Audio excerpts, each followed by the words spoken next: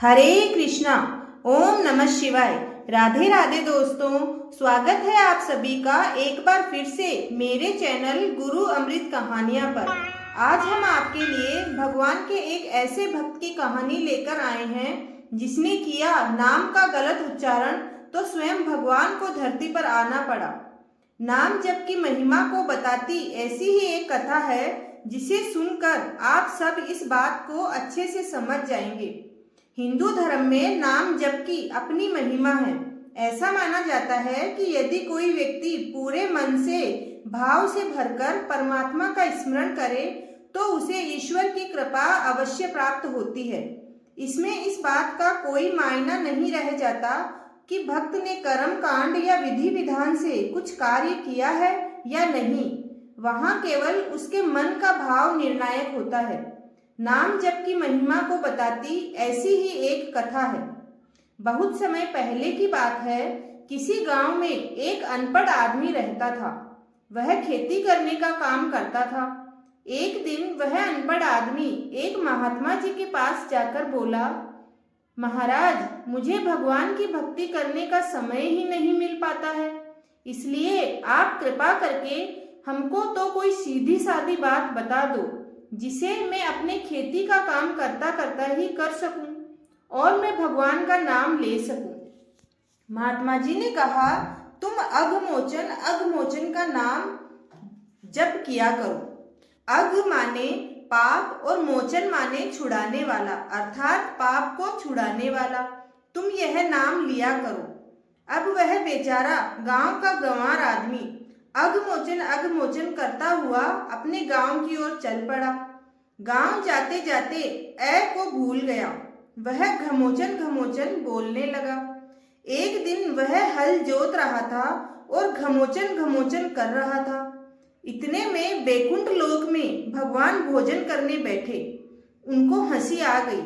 लक्ष्मी जी ने पूछा, भगवान आप क्यों हंस रहे हो? भगवान बोले, आज हमारा भक्त एक ऐसा नाम ले रहा है कि वैसा नाम तो किसी शास्त्र में है ही नहीं। लक्ष्मी जी बोली, भगवान आपका ऐसा कौन सा भक्त है और कौन सा नाम ले रहा है जिसको देखकर या सुनकर आपको हंसी आ रही है? तब तो हम उसको देखेंगे और सुनेंगे कि कौन सा नाम ले रहा है। तब भगवान बोले, ठीक है देवी, हम उसे दर्शन देने चलेंगे। लक्ष्मी और नारायण दोनों उसे अनपढ़ आदमी के खेत में पहुंचे। पास में एक खड्डा था। भगवान स्वयं तो वहां छिप गए और लक्ष्मी जी एक गांव की स्त्री का रूप धारण कर भक्त के पास जाकर पूछने लगी, अरे तू यह क्या घमोचन बोल रहा है? माता लक्ष्मी ने एक बार पूछा, 2 बार पूछा, 3 बार पूछा, परंतु वह कुछ उत्तर ही नहीं दे रहा था। उसने सोचा कि इसको बताने में हमारा नाम जब छूट जाएगा, अतः वह चुप रहा, बोला ही नहीं। जब बार बार लक्ष्मी जी पूछती रही तो अंत में उसको आया गुस्सा। गांव का आदमी तो था ही, बोला, जा तेरे पति का नाम ले रहा हूं। अब तो लक्ष्मी जी डर गई कि यह तो हमको पहचान गया है। फिर बोली, अरे तू मेरे पति को जानता है क्या? कहाँ है मेरा पति? एक बार पूछा, 2 बार पूछा, फिर तीसरी बार पूछने पर वह झुंझलाकर बोला, वहां खड्डे में है, जा देख ले अपने पति को उस खड्डे में। लक्ष्मी जी समझ गई कि इसने हमको पहचान लिया। लक्ष्मी जी ने आवाज लगाई, प्रभु बाहर आ जाइए, अब छुपने का कोई लाभ नहीं है, इसने हमें पहचान लिया है, आप बाहर आ जाइए। लक्ष्मी माता देवी रूप में प्रकट हो गई। नारायण भी वहां आ गए और बोले, लक्ष्मी देख ली मेरे नाम की महिमा। भक्त दोनों के पैरों में पड़ गया और बोला, प्रभु मुझे माफ कर दो, मैंने आपको पहचानने में गलती कर दी। तब नारायण और श्री देवी लक्ष्मी से बोले, यह अघमोचन और घमोचन का भेद भले ही न समझता हो, लेकिन हम तो समझते हैं कि यह हमारा ही नाम ले रहा है।